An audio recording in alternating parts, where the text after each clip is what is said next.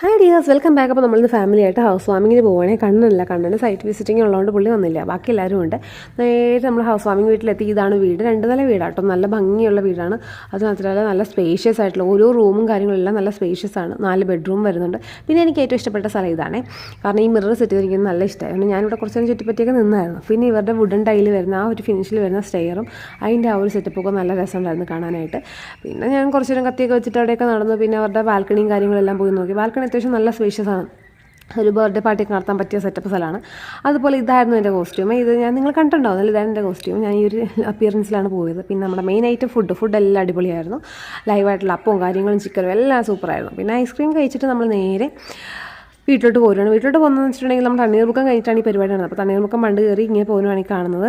മഴ പെയ്യുമെന്ന് പ്രതീക്ഷിച്ചിരുന്നു, പക്ഷേ മഴ പെയ്തപ്പോൾ ഇത്രയും പ്രതീക്ഷിച്ചില്ല കേട്ടോ. അടിപൊളി മഴയായിരുന്നു.